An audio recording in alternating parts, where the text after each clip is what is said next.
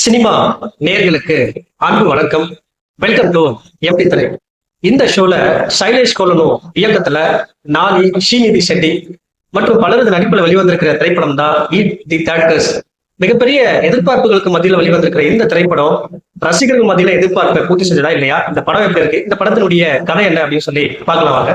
படத்தினுடைய நாயகன் நானி பாத்தீங்கன்னா ஒரு காவல்துறை அதிகாரியா இருக்காரு. இவர் ஒரு கொலை வழக்க விசாரிக்கிறார். அப்படி விசாரிக்கும் போது ஒரே பாடியில உலகத்துல பல்வேறு இடங்கள்ல கொடூரமான முறையில பல கொலைகள் நடந்திருக்கு அப்படிங்கிற ஒரு தகவல் கிடைக்குது. அந்த தகவலின் அடிப்படையில அந்த கேஸை விசாரிக்கிறாரு. அப்படி விசாரிக்கும் பொழுது அதற்கு பின்னணியில ஒரு கருப்பு உலகம் இருக்கிறது தெரிய வருது.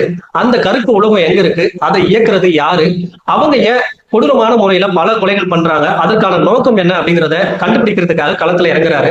அத அதீத வன்முறையோடு சொல்லக்கூடிய திரைப்படம் தான் ஈட் தி தேட்டர்ஸ். இந்த படத்தை பத்தி அலசணும் அப்படின்னா ஈட் கேஸ் படவரிசையில 3வது பாகமா இந்த படம் வெளிவந்திருக்கு. மற்ற 2 படங்களை விட இந்த படத்தினுடைய திரைக்கதை ரொம்ப சீரியஸா அமைஞ்சிருக்கு. படத்தினுடைய நாயகன் நானி ஒரு காக்கி சட்டை போடாத ஒரு காவல் அதிகாரியா வலம் வந்தாலும் காவல்துறைக்கு பெருமை சேர்க்கிற வகையில ரொம்ப கம்பீரமாகவும் ஆக்ரோஷமாகவும் நடிச்சிருக்காரு. இந்த படத்துல அவர் பண்ற சின்ன சின்ன அசைவுகள் கூட ரசிகர்கள் ரசிக்கிற வகையில ரொம்ப அருமையா அமைஞ்சிருக்கு.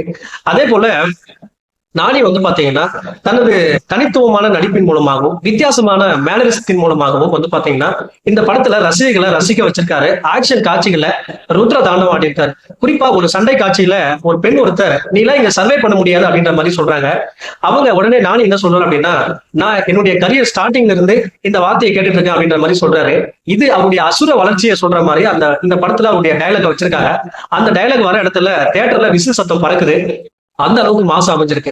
அதே போல இந்த படத்தினுடைய நாயகி ஸ்ரீநிதி செட்டி பாத்தீங்கன்னா ஒரு முக்கியமான கதாபாத்திரத்தில் நடிச்சிருக்காங்க. குறிப்பா இந்த படத்துல திரைக்கதையில அவங்க மூலமா தான் ஒரு ட்விஸ்ட் அண்ட் டர்னிங்ஸ் ரிவீல் ஆகிற மாதிரி இருக்கும். அது சிறப்பா அமைஞ்சிருக்கு அப்படின்னு தான் சொல்லணும். அடடா அப்படின்னு சொல்ற வகையில அமைஞ்சிருக்கு. மற்ற நடிகர்கள் எல்லாருமே சிறப்பான நடிப்பை வெளிப்படுத்திருக்காங்க. இந்த படத்தினுடைய திரைக்கதையை எழுதி இயக்கக்கூடிய சைலேஷ் கொல்லனும் ஒரு கிரைம் சஸ்பென்ஸ் த்ரில்லர் ஜானரை ஒரு கமர்ஷியல் மாஸ் ஆக்ஷன் படமா கொடுத்திருக்காரு. இந்த படம் தொடங்கின சில நிமிடங்கள்லயே கதைக்குள்ள நம்மளை கொண்டு போயிடுறாரு. உடனே அடுத்து என்ன அப்படிங்கிற ஒரு கேள்வியை படம் முழுக்க கொண்டு போறதுனால இந்த படத்தை பார்க்கும்போது சீட் நுனியில உட்கார வச்சிடறாரு. அந்த அளவுக்கு சுவாரஸ்யமா அமைச்சிருக்காரு. இந்த படத்தினுடைய திரைக்கதை விசாகப்பட்டினத்துல தொடங்குது. உடனே காஷ்மீர், பீகார், ராஜஸ்தான், அருணாச்சல பிரதேசம் இப்படி பல மாநிலங்களை கதை பயணிச்சாலும் கொஞ்சம் கூட போர் அடிக்காத வகையில சும்மா ஜெட் வேகத்துல திரைக்கதையை அமைச்சிருக்காரு இயக்குனர். இந்த படத்துல ஆக்ஷன் காட்சிகளும் வன்முறை காட்சிகளும் ரொம்ப அதிகமா அமைஞ்சிருந்தாலும் இந்த படத்தினுடைய திரைக்கதையை ரொம்ப சுவாரஸ்யமாகவும் த்ரில்லிங்காகவும் அமைச்சிருக்காரு.